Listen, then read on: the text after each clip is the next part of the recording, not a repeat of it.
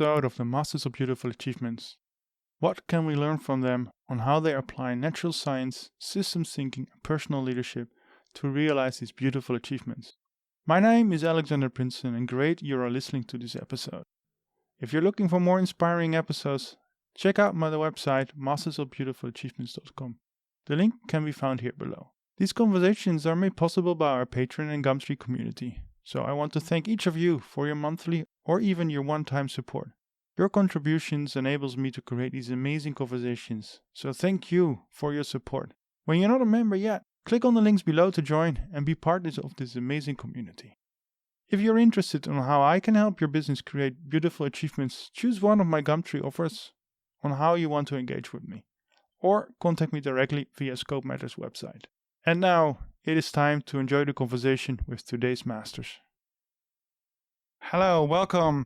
In today's episode, I'm talking to Bill Baue and Ralph Thurm, and I invited these two gentlemen today because, in my opinion, they're one of the experts when we talk about GRI, SCG, CSRD, and what more is in that pocket.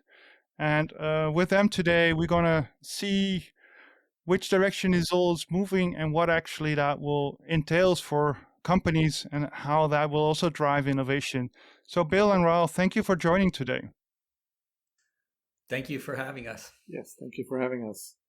And for the audience, to start off, who is Bill Baue and what made you come to where you are today in a let's say a couple of paragraphs? Sure. I think the accurate answer is totally by accident is how I landed here.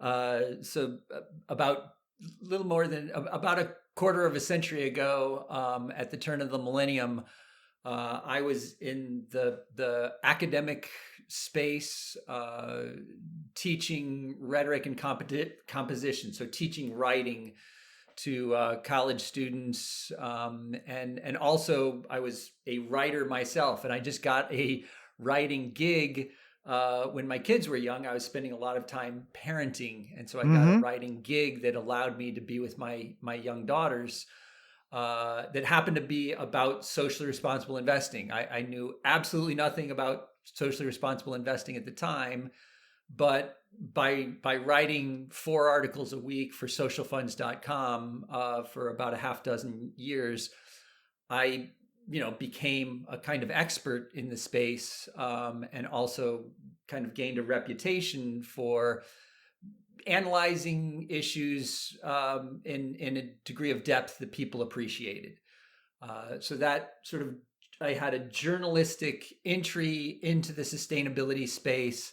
And then soon thereafter was asked to jump the fence, if you will, and move from writing about the field to actually engaging in the field.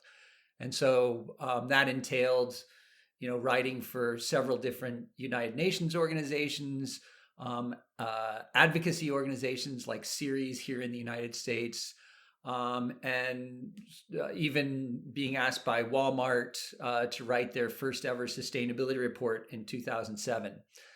But in terms of sort of my work now, I would say that there's 2 main elements of my career path. One is that I focused,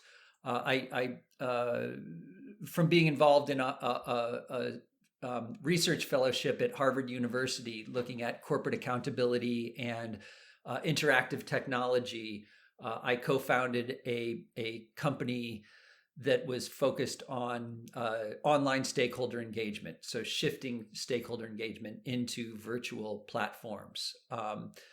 But really, the primary focus of my work is around the notion of sustainability context, and that's really where Ralph and where we intersect. So sustainability context, I'm sure we'll go into it in more depth, but really that notion of defining and measuring sustainability in relation to sustainability thresholds, or the kinds of tipping points where ecological and social systems would go out of whack, would phase shift from their standard way of being. That's what's been the primary focus of my career, and that's what led to the real intersection. Actually, both of those led to an intersection with Ralph. So I'll leave it at that for now, and we'll get more into that as we go along. Ralph? Yeah, who's Ralph? A born German, living in the northern part of Bavaria through my youth, enjoying nature an awful lot. And then after school, the question was, what am I going to do with my life? And I decided to study economics at the University of Nuremberg. And then something happened. And that was the release of the Brundtland report in 1987. And my studies started in 1988. And I was thinking, doubting, convincing myself, hey, that would be good if there would be sort of like a convergence between sustainability and economic theory. Because in the end, what economic theory should supply or help us with is the well-being of all human life on this planet.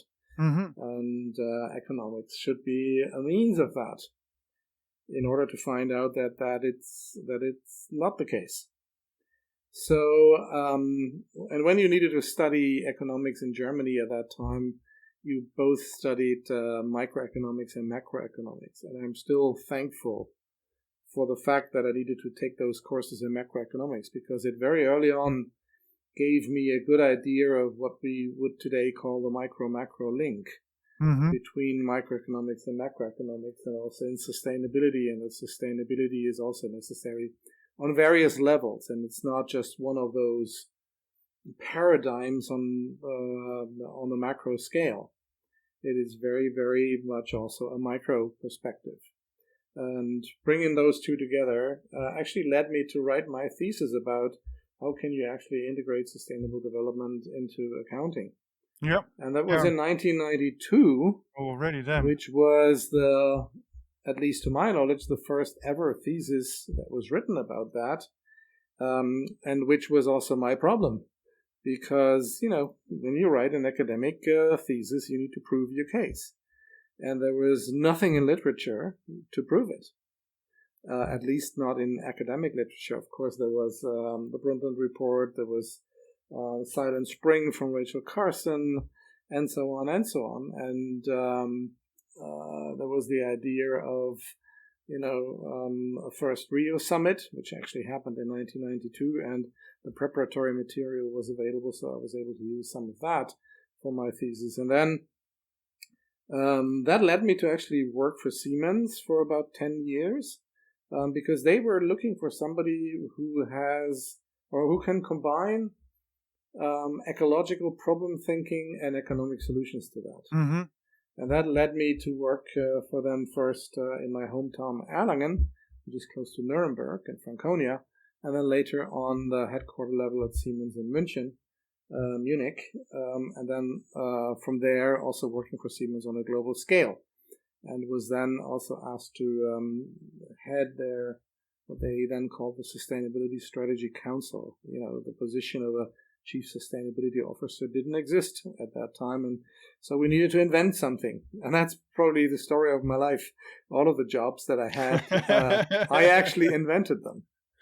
And that over a couple of years and working with Siemens got me in touch with the GRI, the Global Reporting Initiative, in 1997, 1998, when they were just information, and then also developing the first idea of how do you measure sustainability? Because in 1997, 5 years after the first Rio summit, when the parties came together again and said, okay, what have we achieved? The outcome was we have no single clue. Because there's nothing, or we don't know how to measure all that. And that also gave birth to the Global Reporting Initiative during that time. And also combining annual reporting with sustainability reporting would be a very sensible thing to do. So I actually was part of the GRI process since 1998, still with Siemens as a European industry expert. And then in 2002, when GRI actually relocated to Amsterdam to become a foundation or a stichting under Dutch law, I was asked to join them. And that's the reason why we live in the Netherlands as a family, both kids, my wife and I. That has really, then defined my further career around sustainability measurement and sustainability reporting until 2008. And under my sort of guidance, 2 versions of the GRI guidelines, and especially the principal sections, were developed. And that brings me to sustainability context that Bill has already also mentioned, and which brought us together, that interest in how do you authentically measure sustainability and what context do you need to actually do that. And also having seen there were attempts by the financial market to sort of find out how they can very easily sneak in measuring sustainability, which gave birth in later years to the term ESG and the whole Moloch that has been created around that ever since. And last thing that I want to mention, after GRI, I spent a couple of years with Deloitte until 2012 when I founded R3.0 as a result of the second Rio conference, which came out with a report called The Future We Want. And some of us were looking at each other and we said, well, that's going to take forever. Isn't it the future we design? And who's going to do that? And that is sort of the birth moment of the idea of R3.0. And I'll stop here because we'll probably talk about that in more depth. Yeah, and just to pick that up, what is R3.0 and what is the, let's say, the goal setting you have set for yourself to achieve, and then we'll pick up the topics, which is all in the end related to R3.0. Yeah, well, R3.0 stands for Redesign for Resilience and Regeneration. So, and it means those 3 terms literally. It's really an economic system redesign that we need because the existing system is just truly unsustainable. It is exploitative, it is colonialist, it is racist, many things under the hood of this system, and is part of the reason why we have many of the problems that we have right now on this planet. So there is a need for a redesign. The target is really regeneration not as a means, but as an outcome, so that we have a regenerative and distributive, restorative approach, and also integrate that into economics and into the economic system. And resilience is one of the outcomes that we're looking at. And by that we mean resilience of organizations, as well as resilience of humanity and resilience of this planet. So all of that is actually included in there. And that idea was the outcome of the Rio Plus 20 document that I just mentioned, The Future We Want. And we were looking at it and we were saying, no, it's not going to happen because we don't have the organizations that are able to do that. Yeah. When you look at existing institutions, and we looked at many of them, including them all sorts of standard setters, we were thinking, this will all lead to very incremental results. And it will still be baked into the same economic system design. It will not, be that redesign that we actually need. And that was the impetus that we started our 3.0 with. And I still remember that many looked at us and said, oh, how can you be so naive? You're going to be the enemy of everybody. And in the end, I can say from today's perspective, those has been the 12 most exciting years of my life. So from that perspective, I'm happy to say more about that. But that is sort of the gist of what we wanted to do with our 3.0, and that had certain implications for the design of the organization. First of all, we wanted to make sure that there is a small core team, because when you tackle something like that, you need to be as independent as possible. Yes. And we've seen it with many other growing organizations, be it on the NGO or whatever level, innovative organizations.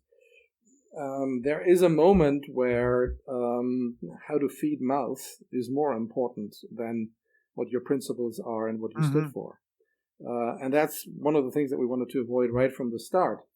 But of course, you want to create something that scales out, something that creates snowball effects, something that many others will adopt based on the work that you've been doing. And that is very much the idea of creating orbits around our 3.0.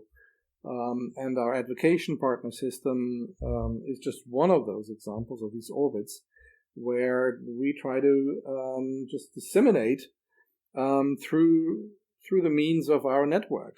And therefore, we're also very much a community and not just an organization. Another design element which I think is important to mention is that we said that we don't want to compete with anybody. We set the organization up to be pre-competitive and market making. Those are the terms that we've been using by that time. And pre-competitive really says, what we do is make recommendations. We suggest, based on scientific and ethical principles and knowledge, the best maturation pathways forward. And every organization, every individual needs to look themselves into the mirror and say, is this something that we want to achieve? So it is very much linked to the ambition level of everybody else. And if they want to take on that challenge together with us, because we can produce a lot of our outcomes and still not achieve anything. So it's I would call it the irresistibility of the better argument that creates the take-up of what we're doing. And by market making, we were saying, we're not going to compete with any other markets. We will, if this is successful, it will create new markets. And when you now look at, just taking one example, we have worked on a set of indicators together with the UN, the UN SDPI indicators. And we now see that there is a whole new market around authentic sustainability benchmarks. Starting to develop authentic, sustainable benchmarks. Yeah.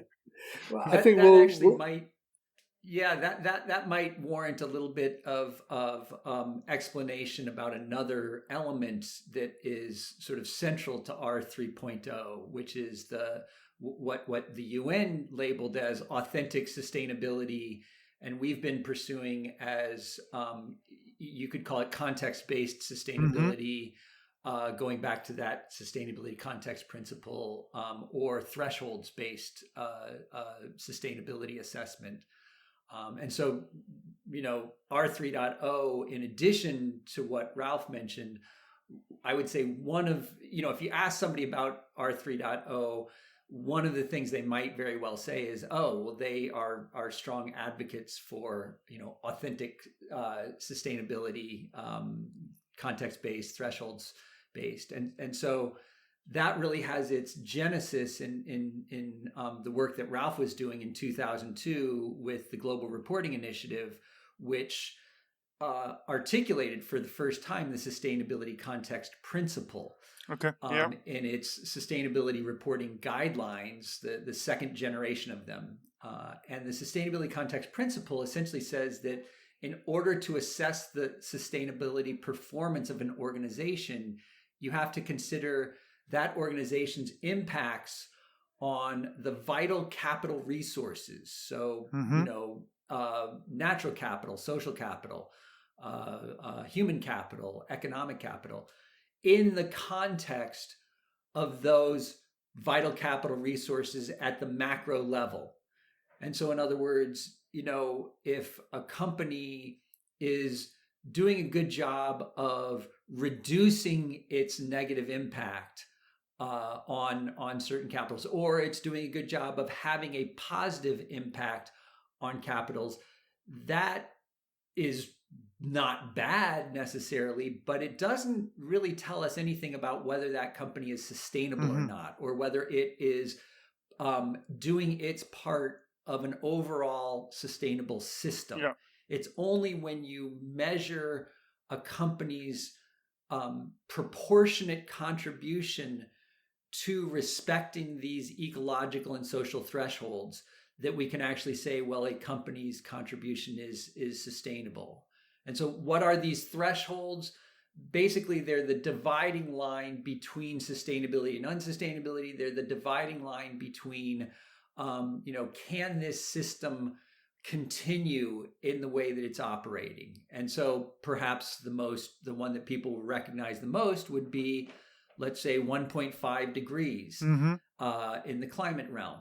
That's what the climate science has said. Essentially, this is our best scientific estimate of the amount of warming that we can handle globally before tipping the climate regulatory system into a new state of being that is utterly unfamiliar to us, and we would assume is actually adverse to human well-being and even human survival. And we already know that that's happening. That's not a future problem. That's a current problem that we've been in for a number of years at this point. Yeah, so R 3.0 applies that across the board, not just to climate, but to social impacts as well, such as, a living wage would be another example. Here in the United States, we have the idea of a minimum wage, but that minimum wage is actually not a living wage. So we have a kind of perverse political system that would allow people to be paid less than they can actually live on. So those are two examples of, how we integrate thresholds into our work, our own work, as well as our work with United Nations. Yeah, and what is then the current challenge? I mean, I know Ralph has called it ESG La La Land, and you mentioned both before that when we start measuring the sustainability impact of companies, it went havoc. It went all directions except the right direction. And finance institutions found their way to greenwash is a bit negative annotation, but everybody was looking for ways to cut the corner instead of going all the way.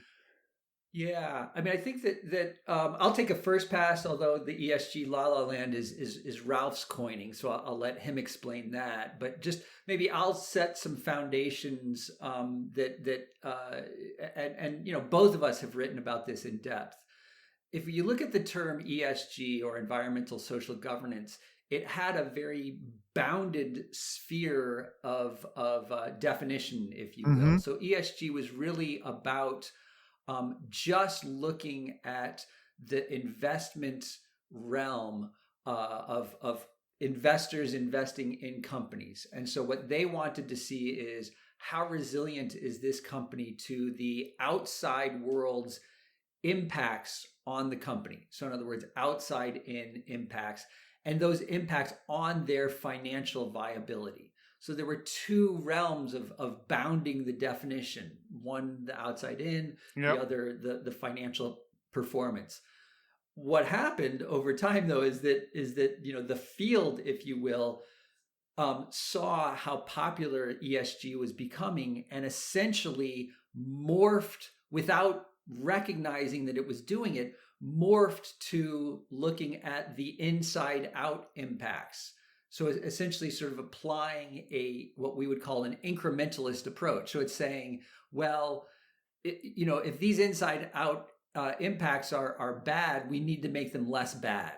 Yeah. Without any sense of whether it was sort of sufficient to be sustainable or not. And this is where I think the nuance is, that as the ESG meme, or as the ESG sort of framing was gaining strength, it essentially sidelined the authentic sustainability approach. It sort of, sucked up all the air in the room, if you will. And this was not just sort of, this was an inadvertent dynamic, but it was also a very purposeful dynamic in certain instances. I mean, Ralph and I have direct experience of, actors making a conscious choice to sideline context-based or thresholds-based sustainability because they saw that ESG was the stronger framing. So that was a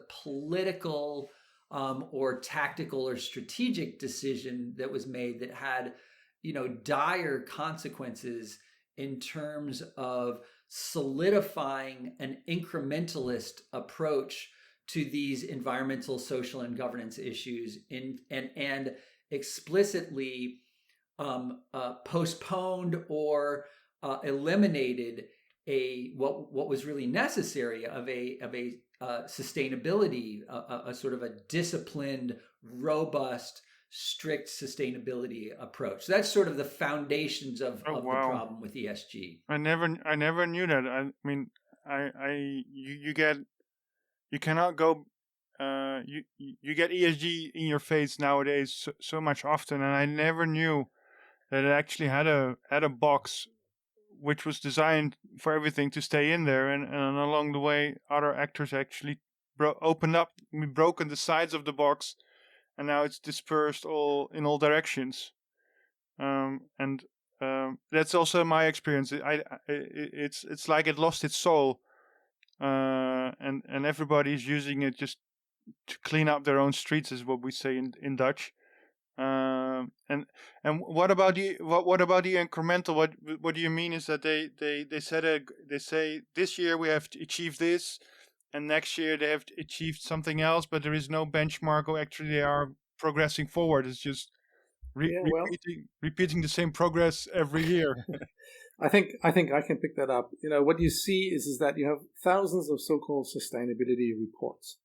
You have hundreds of so-called sustainability ratings, rankings, indices. That's what I've noticed, yes. Yeah, and you ask yourself, okay, do they answer the question about how sustainable they are, or who's more sustainable than another organization? And what you find out, what ESG delivers, is more or less just an efficiency measure. It compares the result of the measurement of a certain topic to the performance of a year ago, or to the performance of 2 or 3 years ago, or 5 years ago, sometimes an industry average, or they translate that into other forms of indicators. But if you look at, if you really ask yourself the question, and that's what sustainability is asking, when is good enough? You get absolutely no answer to that question. And so, as Bill was already saying, what you get is that organizations sell progress in being less bad in what they do. They call it progress. They use all the positive words for that. But in the end, it is just less degeneration. And it's still not saying anything about sustainability. But the cover of the report says sustainability report. Yeah. And when you take that further into the ratings, rankings, and index world, who picks up all of that information and sells that as sustainability indices or rankings and ratings, what do? They define who is best in class of those that told you how they became less bad. What does that say about sustainability? What does that say about sustainability? And the answer is absolutely nothing. Yeah. And to be very clear, and that's why I coined the term ESG La La Land, because everybody was using all these positive words and vocabulary and was sort of like schmoozing us into the idea that everything would be fine, while the basic part of the homework over the last 20 years is still undone. And that is really, and now I present to you the picture of an indicator with a numerator and a denominator. Everything that we've seen in the last 20 years is only happening on the numerator side because of the lack of a denominator. And that is where sustainability context and where the idea of thresholds and allocations come in. That was the concept that we introduced when I was with GRI in 2002. And again in 2006 with the G2 and the G3 guidelines.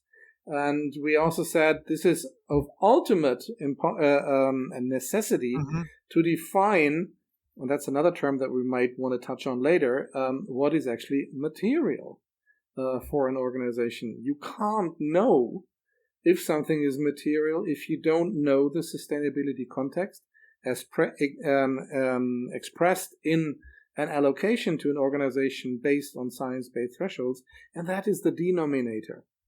Help me and out.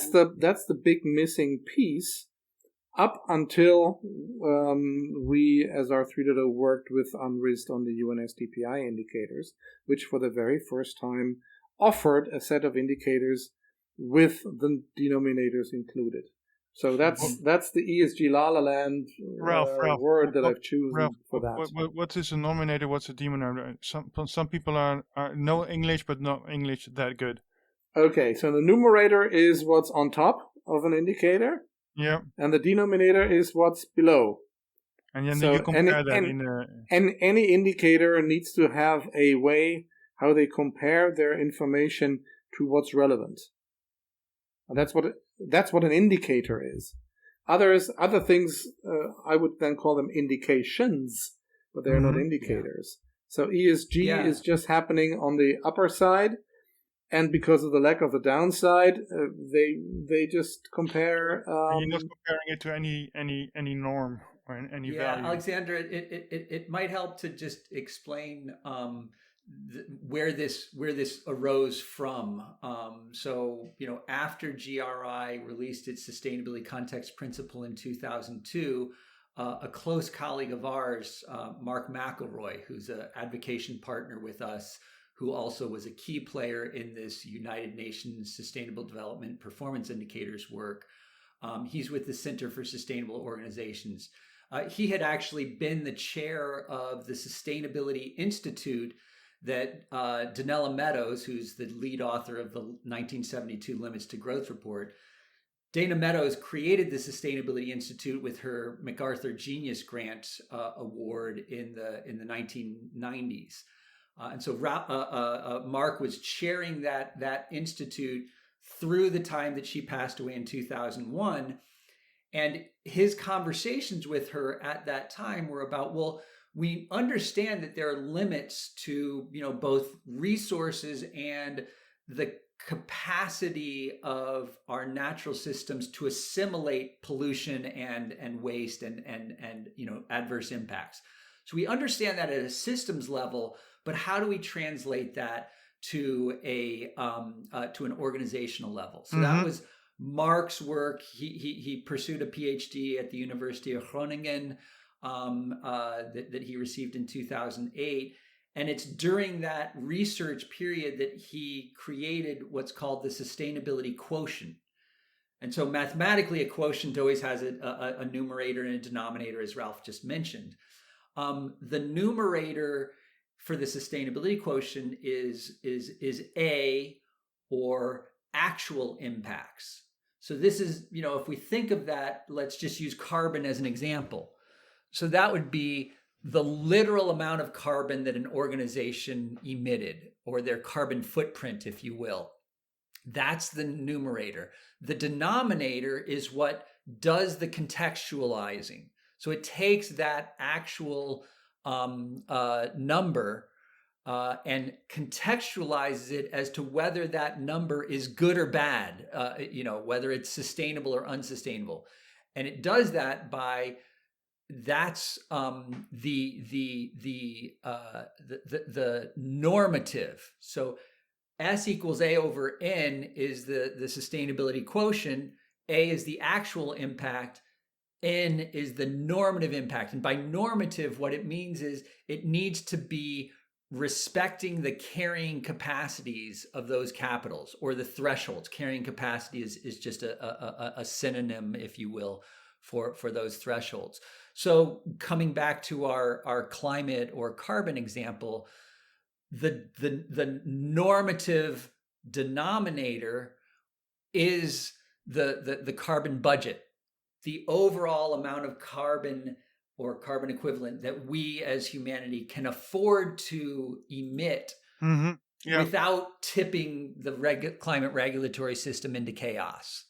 And so that's what we mean by, you know, the numerator and denominator. And I think that this is useful in the sense that you often hear the term, at least in English, there's a common term, you know, what's the common denominator?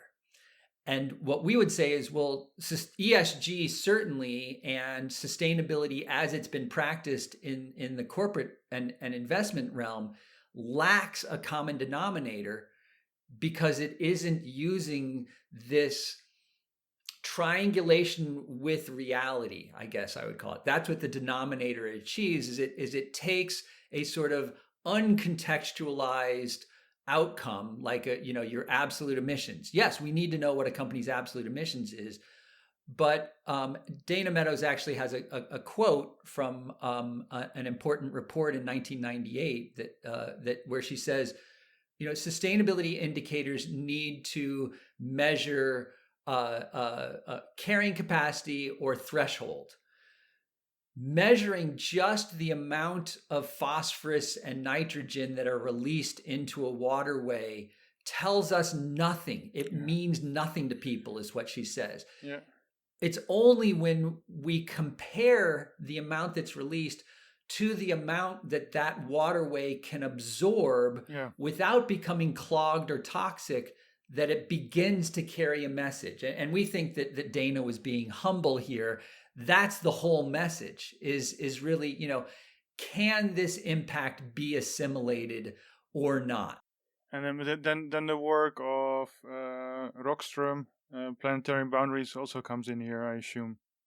So Rockström, so you know, we were working along these lines, you know, well in advance of Rockström and his team putting out the planetary boundaries. So in 2009, when the planetary boundaries came out, you know, we were cheering because it gave scientific validation and it gave a mimetic or a conceptual framing to concepts that we had already been talking about for years.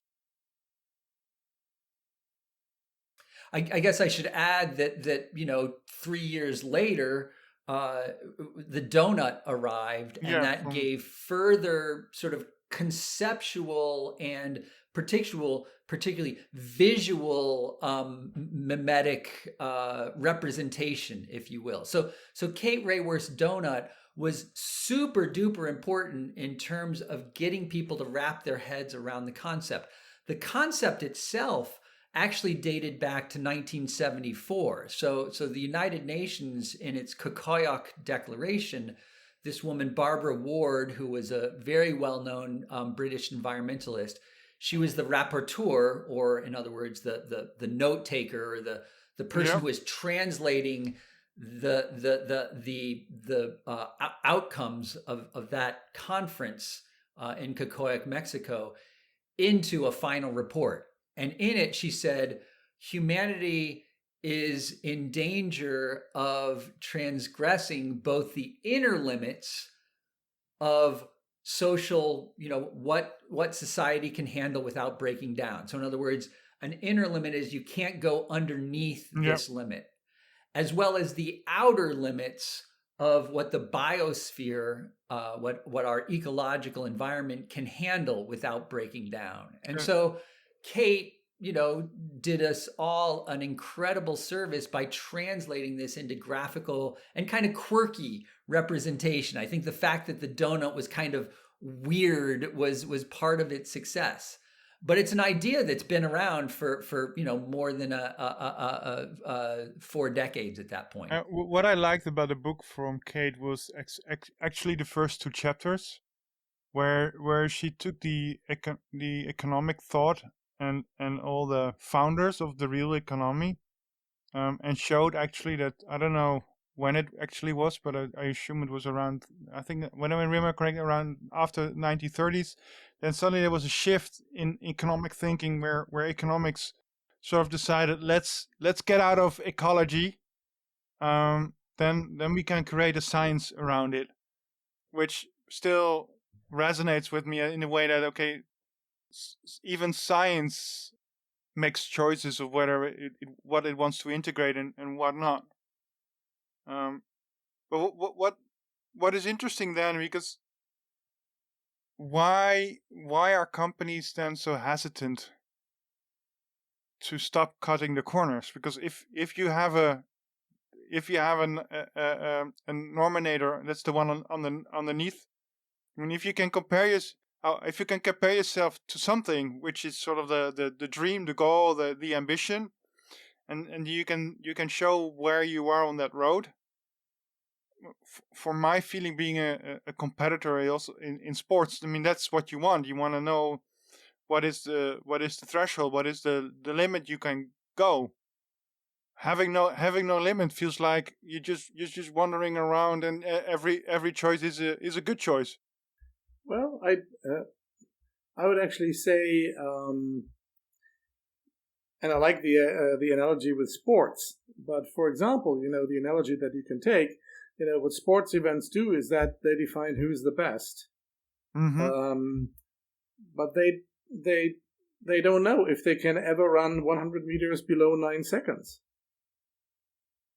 So they are benchmarking the performance of individual runners, but they're not linking it, for example, and that's the difference between benchmarking and what we think authentic sustainability assessments do, to a necessary performance to get us out of our problems.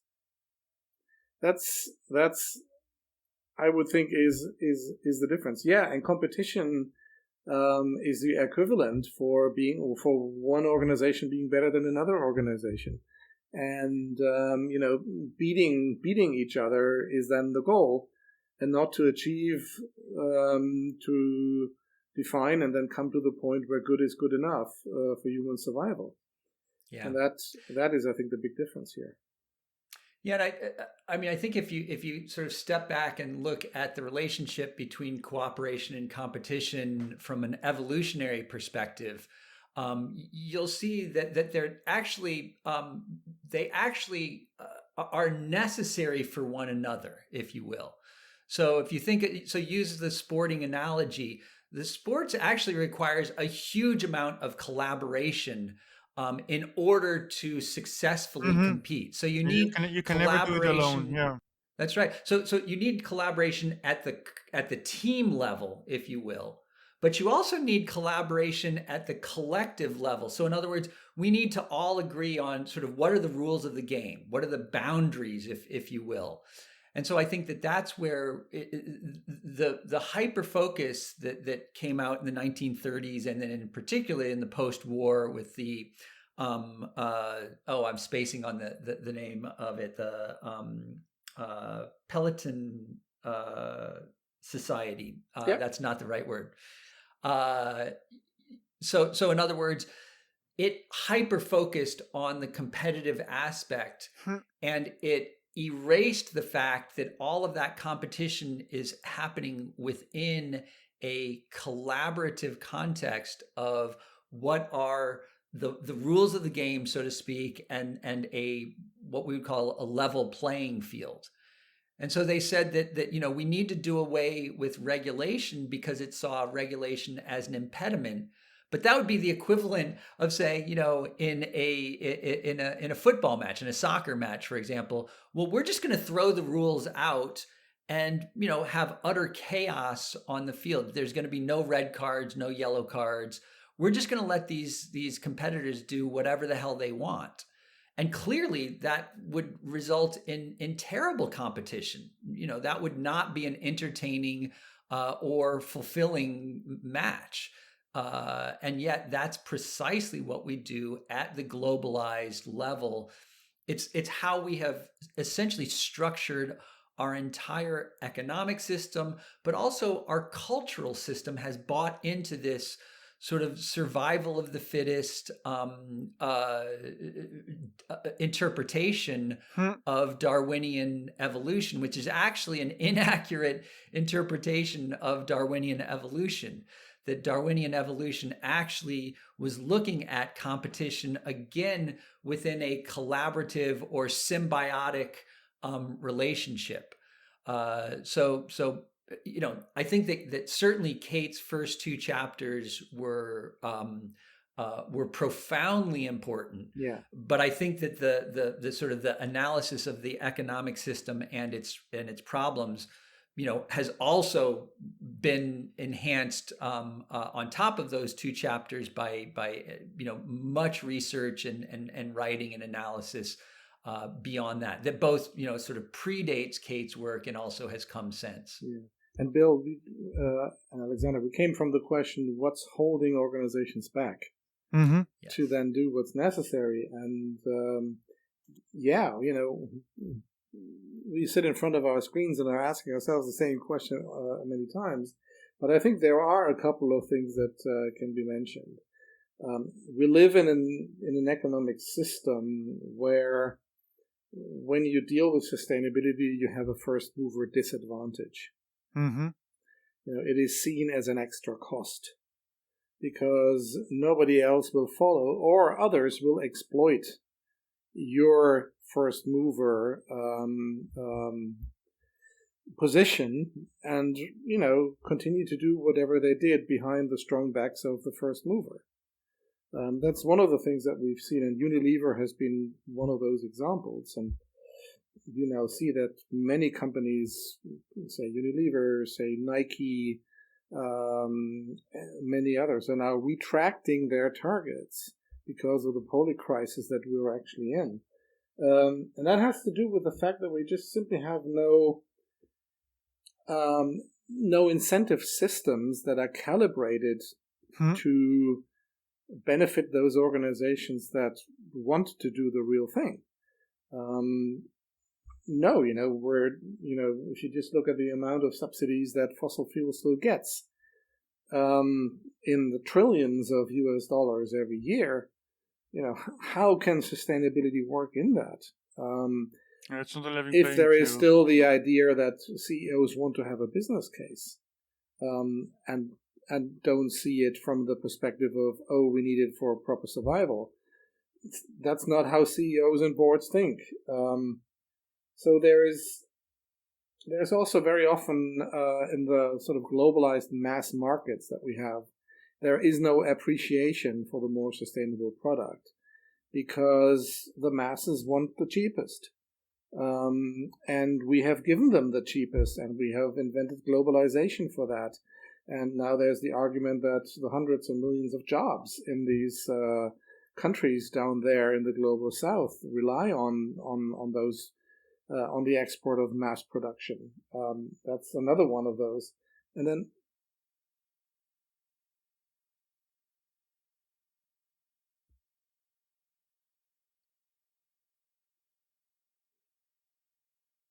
the timelines don't add up. That's the problem here. And when you then go to the individual level of the poor chief sustainability officer in any organization, if they would put their head up, they have an awful level of career risk coming with that. And you now see that with the retraction of whole sustainability teams in bigger organizations. And what's most disturbing then is also that our government leaders and politicians who think in time frames of 4 to 5 years, meaning election cycles, they just, they don't have the ability, I would say, to actually create new level playing fields. And, all of this brewed together gets us into that whole poly crisis of problems that we have, which are becoming less and less solvable. Well, I think also there's so building on what Ralph just said and sort of stepping back a little bit, I think that there are structural impediments to sustainability that have been sort of systematized, and in particular in our legal structure. So if going back to the neoliberal, neoconservative approach to economics that essentially took a financial and economic growth at all costs, that essentially what it said is the best outcome, we're going to support human well-being the best by removing any constraints to the capitalist system and allowing that system to run on its own with the quote unquote invisible hand, if you will, which, was, again, that's a misinterpretation of Mill's concept of the invisible hand. But so that has been codified into legal frameworks and into, in particular, case law. So, if you look at the actual legal system, in some instances, it doesn't actually require maximization of profit. It would just require, sustainable, positive profit, if you will. But it's the maximization that case law has interpreted a fiduciary duty to maximize profits, which actually isn't in the original legal structures itself. So Lynn Stout's shareholder primacy myth book, I think, sort of deconstructs this well. So the problem is that we have an overarching economic and political legal paradigm that has interpreted perpetual financial growth as the goal, instead of saying, well, what kind of financial growth would we need in order to balance out with ecological and social well-being? And I think that an economic system that pursued that is a qualitatively different economic system.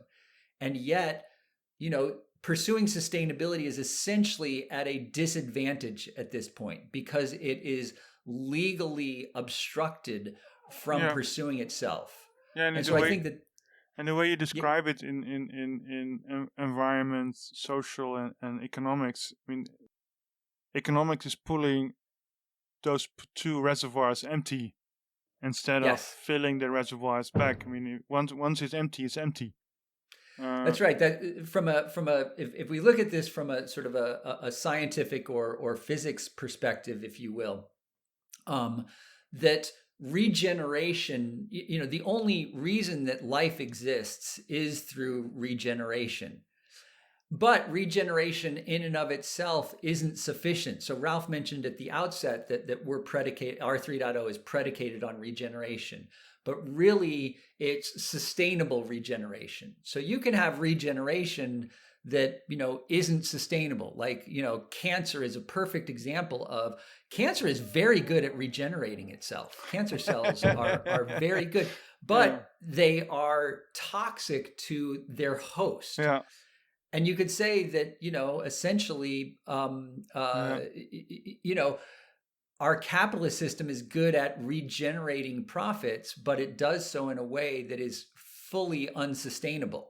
And so, we believe that regeneration and sustainability are complementary elements that need to go hand in hand. So we need to look at how can we regenerate not only in a healthy way, but also in a sufficient way. Like you could have a regenerative impact on the climate regulation system, but still, transgress the 1.5. And two things I want to add. Is that also one of the reasons why John Ellington retracted the triple bottom line? Because he saw they were just cheating on. I mean, they took triple bottom line out of the original.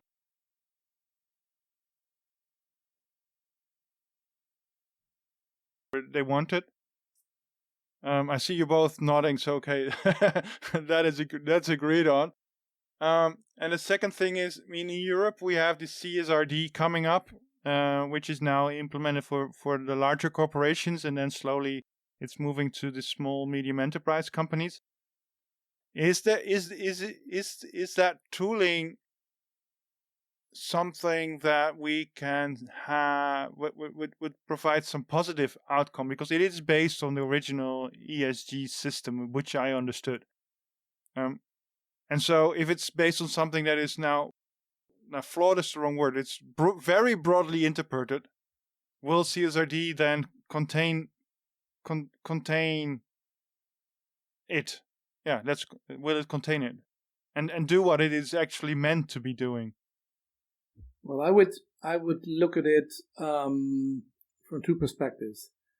First of all, it offers certain promises, Mm-hmm. and it's probably the best of the worst of all standard setting approaches. Because it has been a highly political approach, and it has been seen various waves of watering down, and so the way the reason why I'm saying it has promising aspects is that in some of the ESRS standards, which are the translation of the CSRD into measurement and reporting, carry the optional possibility of organizations to explain their target setting through the use of thresholds and allocations. Okay. And that is due to the individual engagement of people in those different working groups. That has mainly occurred in the environmental standards of the ESRS, where there is a sort of a couple of abstracts that explain that organizations may want to use thresholds and allocations to their target setting. And we applaud that. It's a good first step. There are some funny aspects in that. So, for example, the use of the SDPI is literally mentioned in the biodiversity ESRS standard, while the UN SDPI don't have a biodiversity indicator. So, okay, funny enough, but still, it's a good start. But what we have expected then is that you would find that same logic also in the social standards and in the governance standards. And it's nowhere to be found. Those standards are highly, I would describe them as pure compliance standards. Yeah. And are pure ESG, whereas some of the environmental ESRS at least have the potential to go that extra mile. But again, it's optional. It's not mandatory. So everything that's not mandatory from a corporate perspective normally means, I don't have to do it. Yeah. So that's what we see. But the good thing is that in our UN SDPI training that we're offering, we're also making a comparison of the UN SDPI to the ESRS, and then explain a process how you can use the UN SDPI in a complementary way to fulfill the ESRS in an authentic way, and by that fulfill one or two other very important points, and that is that the EU has an anti-greenwashing directive. And the ESRS are not preventing organizations from greenwashing because of the way how they are set up. So our recommendation has been use the UN SDPI on top of the ESRS for your authentic target setting using thresholds and allocations, and by that take away the risk of potential greenwashing and litigation around that based on the EU's own directive, which I think is possible. And it's essentially adding that denominator in there, and I wanted to scope back. Ralph, sorry for interrupting, but I just wanted to sort of scope back, and you asked earlier, Alexander, sort of what's the obstacle here, and I just want to, our engagement with the standard setters over the past 2 decades have really revealed some things that weren't, they're not on the tin. This isn't something that the standard setters are saying, but I think that the standard setters shifted over these past 2 decades from being enablers of sustainability to being obstacles to assessing sustainability performance. And one of the issues that has really emerged is that the standard setters perceive that standards, that the role of a sustainability report is to provide data. And I literally, I was in a meeting for a UN hosted meeting in Montreal 2 months ago, where there were representatives of two of the major standard setters there, including a European Commission representative and a representative from EFRAG, that is the body that's creating the European sustainability reporting standards. And the stance that they took is that the role of a sustainability report is to disclose the raw data, and that it is not the job of a company to assess its own sustainability performance, because that's a normative measure. And we were like, well, wait a second. I don't understand this. So in other words, they're saying that a company should not be responsible for adding that denominator, for assessing its performance vis-a-vis thresholds. Why are they then generating the data? They're generating that data so that somebody else can do that, so that, you know, a regulator can do it, or an investor can do that contextualization. And we were, I mean, as you can see, Ralph and I have been pulling our hair out for quite a while here. We said, well, wait a second. So you're saying that a company is not actually accountable for knowing whether its impacts are sustainable or not. All it's accountable for is saying, hey, we've got these impacts. You know, that'd be like me saying, well, me as an individual, I'm not accountable for assessing whether the runoff from my land pollutes my neighbor's well. You know, I'm just responsible for letting you know how much pollutant is being assessed. So in other words, if we go back to the quote from Dana said it's not just the amount of phosphorus and nitrogen that's being released. That means nothing to people. So in other words, we have a regime of standard setters who believe very firmly, I mean, they made this case very passionately, that it is not the role of a company to assess its own sustainability performance, that it is only the role of the company and the standard setters to provide the data so that others could do that assessment. And Bill, I just find that unethical. Bill, in that regard, I mean, that sort of substantiates that Exxon and Shell already knew that they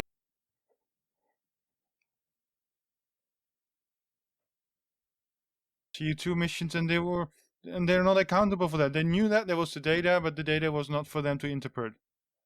That would be one application of that logic, Alexander. You're right. That would essentially that would put Exxon and Shell off the hook. But it means that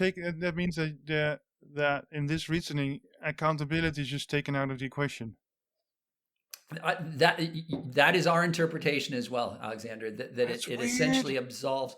It is. I actually can't wrap my head around it, even though these are people who I really like as human beings, and I respect their intellect in many other instances. But in this instance, I just don't understand the intellectual foundations of the stance that they're taking.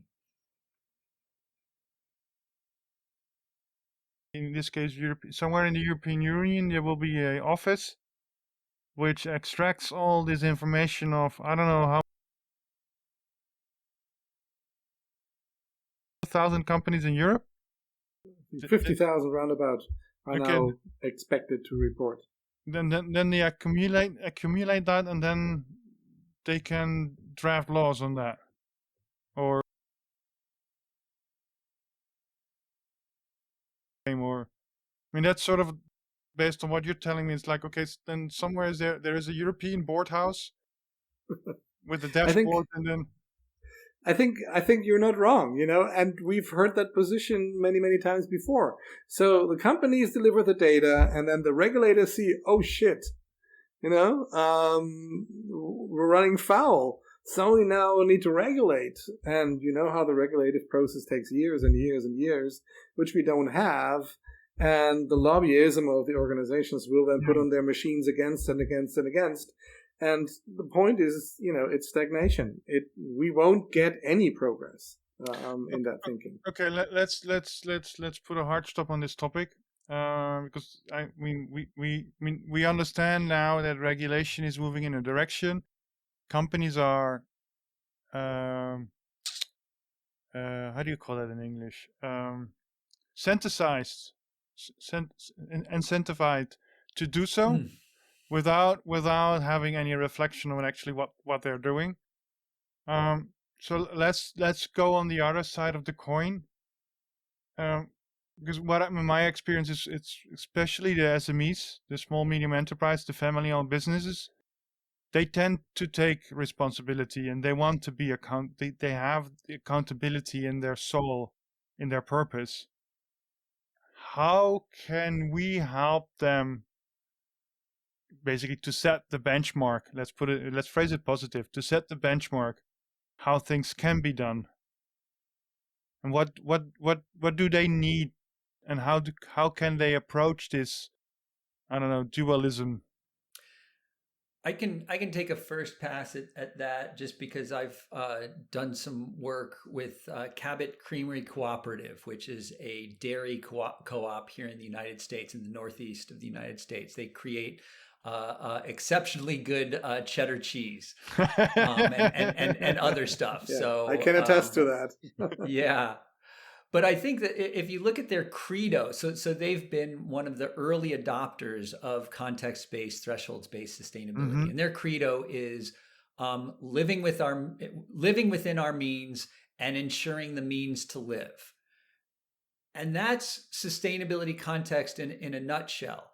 And so they're basically, and this actually ties into, one of the things that I've experienced and witnessed serving on their Sustainable Farms Committee. So I've supported Cabot in creating a board level Sustainable Farms Committee. And so these farms are family farms, generally speaking. So they would sort of qualify as small, medium enterprises themselves. Cabot, the cooperative, is about 500 of these different sort of essentially small or mid-sized family farms. And they are very well aware of their connection to their land base and the sustainability of their impacts on their land base and on their communities. So that credo that's basically saying for them to constrain their ecological impacts and to continually regenerate their positive social impacts is essentially just it's a layering on of a saying to a practice of stewardship that is sort of essentially embedded in the DNA of small farmers. Now, that's not to say that there aren't challenges for small farmers. But the biggest challenge, I would say, and this is what I see most of the time, is the economic sustainability. So looking at the three-legged stool of the triple bottom line, it's very difficult to maintain economic sustainability in a system that is hostile to ecological and social sustainability. So I'd say that what we can do most to help small and medium organizations is to support them to perform sustainably, including sustainably economically within the existing economic system, but then simultaneously work on transforming our existing economic system into one that does the opposite of punish sustainable performance, that it actually incentivizes sustainable performance. So it's sort of working at a within the existing system and to transform the existing system.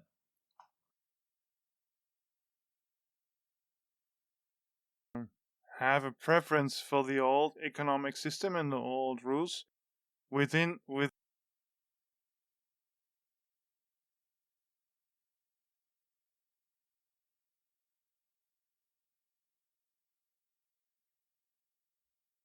national legislation which is moving in the wrong direction. And there is a how do you call that? What do you call that? There is a friction. Yeah, there is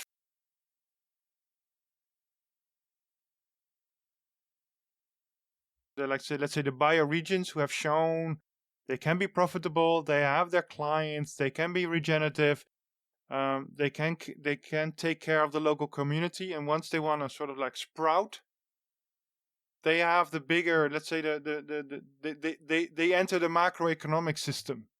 From a micro perspective and a regional perspective, they can organize it, and growth has its natural tendency in a way. I mean, you build up a brand, you build up products which go beyond your regional system, and then they're suddenly starting to feel the macroeconomic system.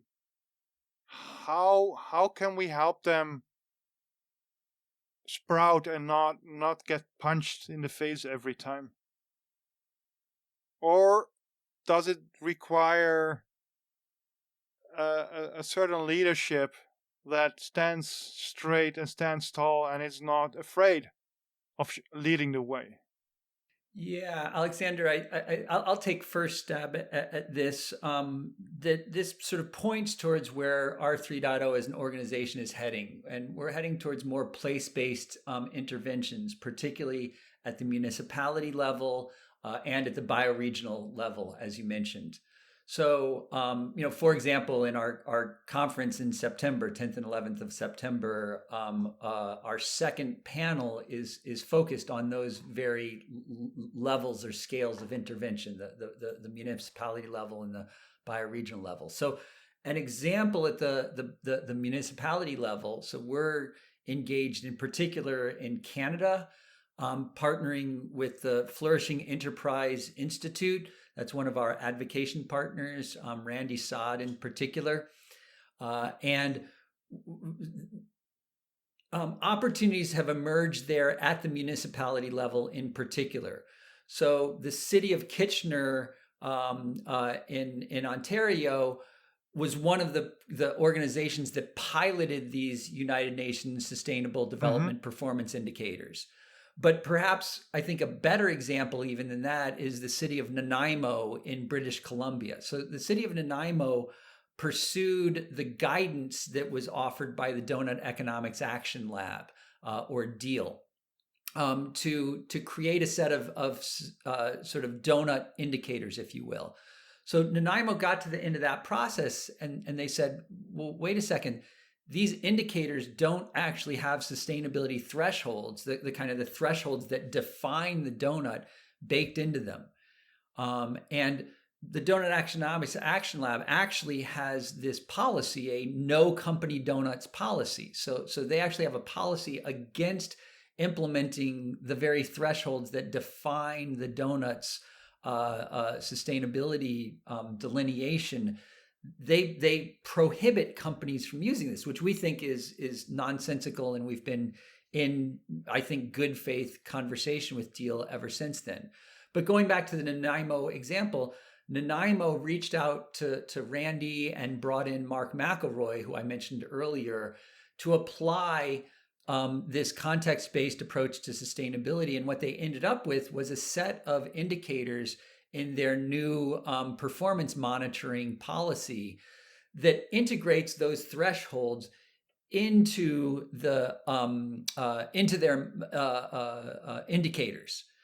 And so this is an example of a municipality recognizing, like, hey, we're actually not going to serve our citizens if we are ignoring the carrying capacity of our municipality. And so we're actually integrating that carrying capacity assessment into how we measure our success as an organization and as a geographic region, if you will. And so Ting Pan, who's the sustainability director of the city of Nanaimo, is going to be presenting that case example at our conference.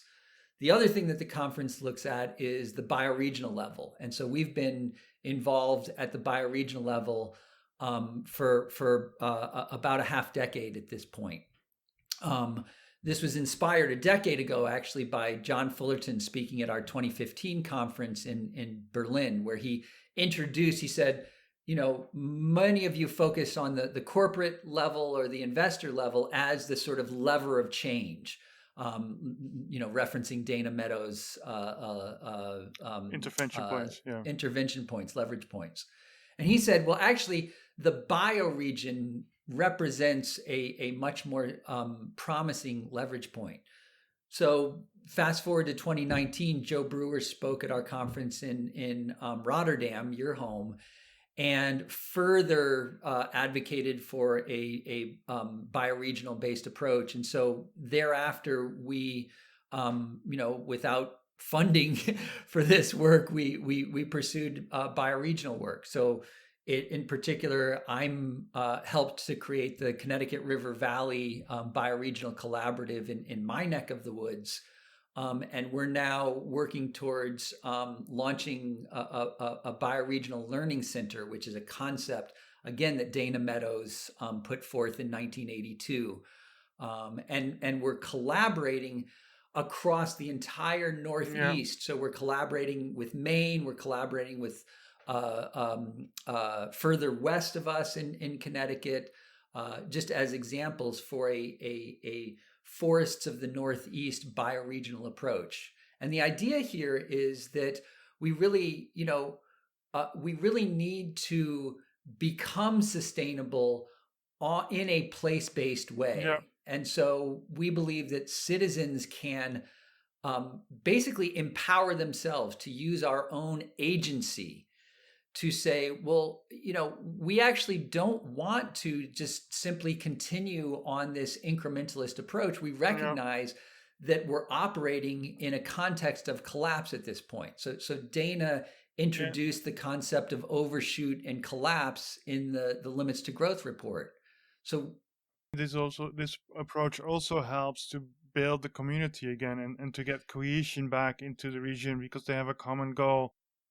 Absolutely. It supports community development in the real sort of fundamental sense of that term. And in what way has Daniel Christian Wahl, his line of thought be impacting this? I can continue on, Ralph, unless you want to take that one. Great. Daniel, we've been engaged with Daniel for quite a while. He's spoken at two of our conferences, I think 2018 and 2019. And then we've continued to be in conversation with him. So actually what I was mentioning earlier about the complementarity of sustainability and regeneration, Daniel recorded a conversation with me where we delved into that topic in depth, and Daniel continually references that as a sort of a nod to our collaboration work. And then actually, I'm going to be hosting we R3.0 are going to be hosting, with me facilitating an open dialogue that bridges or weaves the first wave of bioregionalists from going back to the 1970s. Yeah. So I engaged a group of 4 bioregionalists with the current wave of bioregionalists. And that includes, we're speaking with Joe Brewer, Daniel Christian Wahl, Melina Angel, and Samantha Power, who's just done a great report. She's a former World Bank executive who's done a report on bioregional financing facilities. So she's applied her sort of knowledge of the financial system from the World Bank and her ecological economics scientific background to the bioregional context. So this is just by way of saying, we're very bought into the work of Daniel Christian Wahl. In particular, his regenerative cultures approach. And Ralph, you may want to just mention how that's informing our latest blueprint. Yeah, we've very much looked at the economic system also here in our discussion and the development of economic system design. But there is, of course, the question of how do you get it activated?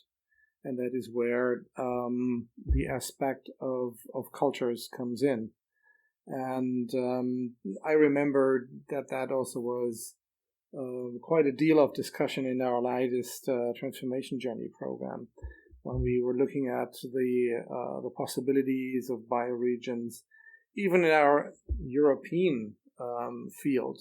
And I remember a discussion that we had around what about the Rhine River or about the Donau River bioregion, and the hesitation that you get even from people who are dealing with sustainability for a long time, where they see a sort of an impossibility that this would, get the necessary cultures together. Cultures that come from wars, cultures that come from, oh, we're superior than you are, cultures that say, oh, you're just sort of the garden of our products that we consume. And how would that then actually lead to a bioregional aspect? And I don't know, Bill, if you had that in mind, but or something else. But makes sense. That is, makes it sense, is, Ralph. yeah. It just simply makes is an example of how the work around bioregions is so much entrenched, also not just in the current economic system. And needs to break through, but it also fights against national egoisms, for example. The whole idea of how do you divide the world into bioregions doesn't take care of nation states. It just looks at the flows of water. Without that water, there's no life. Without that, there's no bees. Without that, there's no humans. Without that, there's no other produce. And still, we are trying to measure everything in national statistics, and on top of that, use GDP as our own success factor. Yeah, and then the question remains: how big is small? How small is big?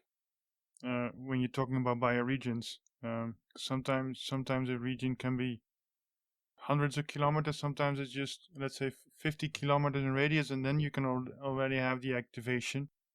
And when that grows, you have a bigger region. It's also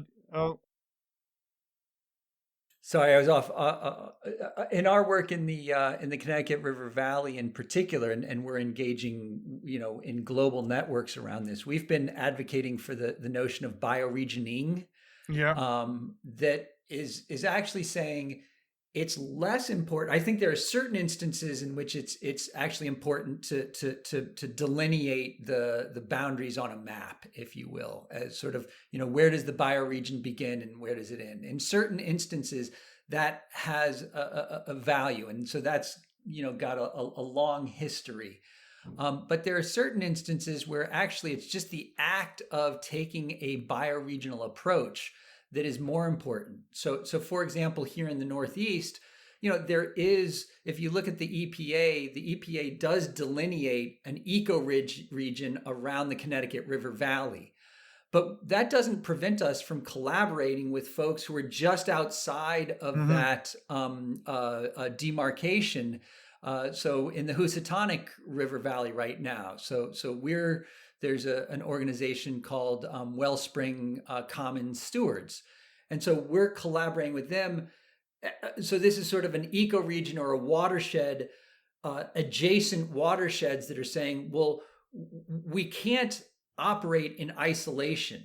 So bioregioning is not about isolating your bioregion from the next bioregion. It's actually saying, well, what are the key physical, geological, ecological attributes of this area married, and this is sort of, the foundation of bioregionalism, is it's married with what are the social, sociocultural attributes of this area. And obviously those two are married. And to illustrate that, I point to a scientific study that just came out in the past couple of years, where in British Columbia, scientists were studying a group of subspecies of bears. And these bears, their habitats were very clearly delineated from one another. And they couldn't understand why this was the case until they overlaid a map of indigenous languages. And what they saw was a near perfect alignment between these indigenous languages and these bear species.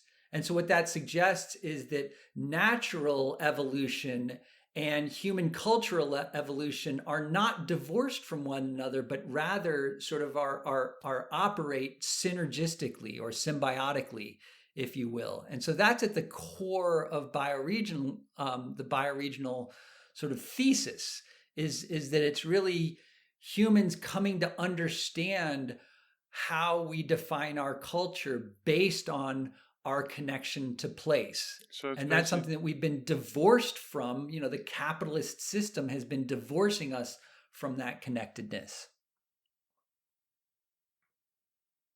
Exactly. Yeah, while also maintaining global networking. So this is not sort of a NIMBY approach. This is an approach that says we will only succeed if we are operating bioregionally and cross bioregionally. Basque Country, Mondragon. It's in Basque Countries, north of Spain, and family owned or rights holdership owned. Let's put a phrase in what you guys created, where the employees are part of the company and there's a salary mock-up for CEOs, and they all operate within their own community, within their own company, and have the regional focus, but they export globally. And you know, one of the interesting factors to tell, Mondragon was one of our pilot testers in the UNSDPI project, and they brought in 3 of their cooperatives, as far as I remember well, in order to test, or 2 it was, okay. So they have been testers of the methodology, and they had no issue with that. So it's quite interesting that you mentioned them. You know, what triggers me as an economist, you know, looking at this outlook of what a bioregional setup of the world could be like, is then just the question, okay, and how would an economic system then really work in tandem with that basic idea of bioregionalism?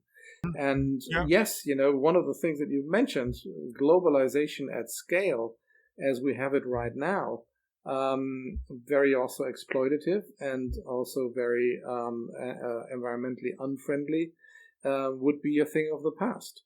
But the interesting questions is really then around, okay, how do you define supply and demand in order for interrelations between bioregions? How do you create the membranes also in trade between bioregions? How do you create currencies from the perspective of really, you know, taking abundance and scarcity into account in the exchange between bioregions when it's not just the physical product exchange? And how do you design governance between bioregions, and then also not between the neighboring bioregions, but generally? What are the principles of a global governance system for bioregions? And some in the field actually have coined the term the weaving of bioregions.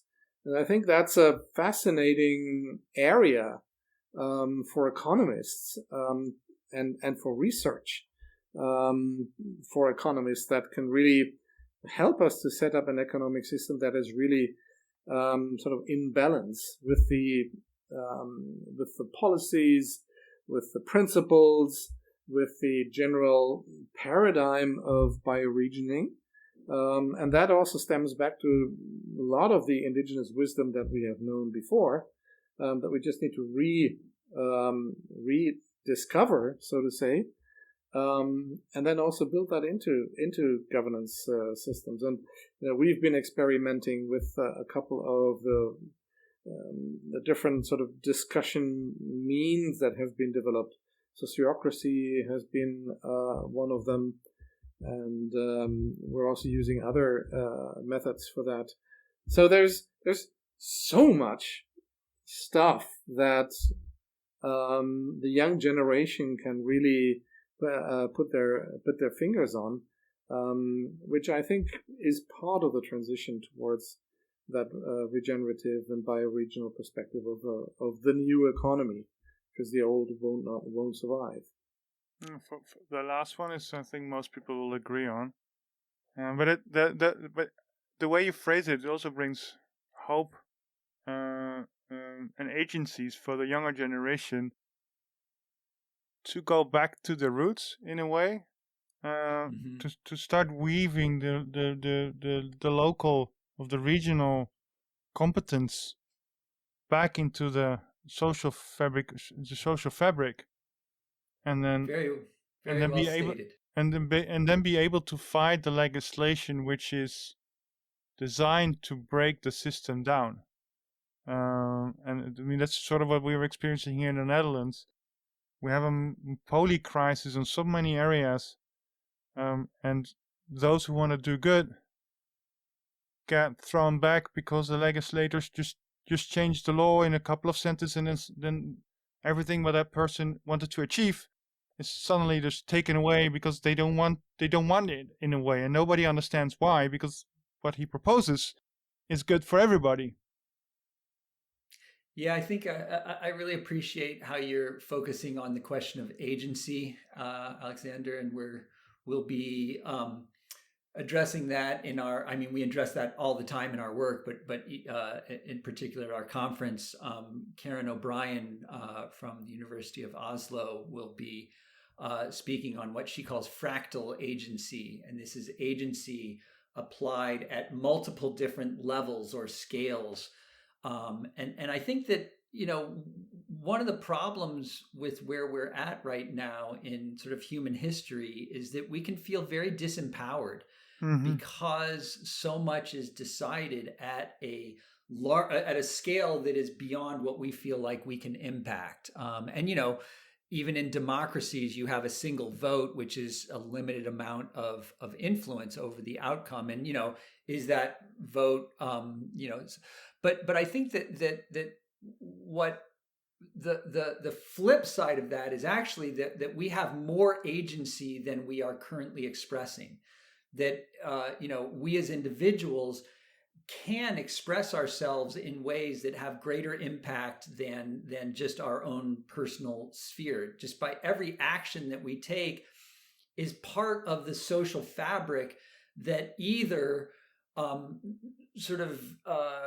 reinforces existing social norms that we could see as destructive, or that those critique and challenge those social norms and create new social norms. And we know that social norms can actually tip very quickly. So earlier you talked about the 20 years that it took to instantiate a way of being. So yes, incremental change is sort of happening, but I think that we can also see rapid changes in ways of behaving and ways of thinking when enough individuals believe a certain way that aggregates to a kind of invisible tipping point. And this has been actually demonstrated with experimental evidence in the last 5 years, that a small minority of people can actually tip an entire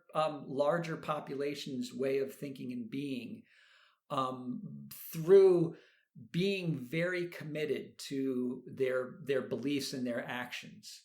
And so I think that this is, you mentioned hope. I think that we do have some hope. I don't think it should be blind faith or false hope or hopium, but I do think that there is, our agency can be effective. And I guess one thing we at R3.0 say is we would do the same thing if, regardless of whether we're going to avoid collapse or whether collapse is inevitable. We would do the same thing either way. And so we're expressing our agency in ways that we believe make us collapse resilient, which means, yes, we're going to stave off the collapses in existing systems as much as possible, but we're also going to prepare ourselves for having robust infrastructure and social relationships in place already, such that, as collapses to existing infrastructure happen, we can actually take that detritus, if you will, and feed it into an emerging social infrastructure that we're already creating. Yeah, and I think, and what I understand from what you're doing with 3.0, including the UN, was it the UNID? What was it? UNRISD, the United Nations Research Institute for Social Development. Yeah, and the key indicators. I Yes. mean, in a way, you're providing agencies for those who operate in the old in the current economy, and showing them there is a way out. And Absolutely. and showing there is a way out gives always a better feeling than having the feeling that you're stuck. And that's what I've seen with your conferences, and why I also wanted you guys here, is to show that we can actually change the indicators, and there is a tunnel out of the mess. And understanding what it takes to get out of the tunnel helps people to understand what is today and what can be tomorrow, or what is yesterday and what can be tomorrow, and what you can do today to create tomorrow. Yeah, we certainly hope that our approach is empowering to people, that it's empowering to us. It's sort of how Ralph and I have navigated through multiple decades of frustration of working with existing systems, and trying to change those systems. And so I would say we take a kind of an inside outside approach. We still engage with the existing system, but we're increasingly also simultaneously in parallel building systems that we think are robust. What would you be the takeout for those who want to move, would want to do better on ESG, CSRD, and other reporting? What is sort of the key takeout for you guys in all the decades of work, Ralph? I would, one of the things that I've been saying a couple of times, sometimes it needs to break out, to break through. My own career is full of examples of that. But the good thing is that there are opportunities. And even when we talk about collapse and collapse resilience, we are more and more tending to see collapse as the remaining opportunity. And by that, it takes away a lot of the frustration on the one hand, but also designs a work program that is really fulfilling on the other hand. And it's just by showing of how we're doing it, that we try to develop that irresistibility that our offer should hopefully have with many others, and create those snowball effects. So that's what you can take out of that. And if you're still busy and your head is 99% around the ESRS, my recommendations would just simply be use the UN SDPI in addition to that, and it's not more work. I would actually say it's actually less work overall, because the clarity of the UN SDPI takes a lot of meandering around what's material. And by the way, for the risk officer in the organization, you're reducing an awful lot of risk that you're running without knowing when good is good enough. And you actually brace yourself against potential greenwashing litigation. So that was the corporate pitch, so to say, in addition to the personal pitch of sometimes you just need to dare to do it. And I can attest that there's a beautiful world outside of what's existing. Bill, your take out? Yes, sorry, I navigating technology there. I think my takeaway on this, or what I would offer for those who are sort of looking to assess where they stand in the ESG sustainability space, I would say that there's always this sort of inside-outside question.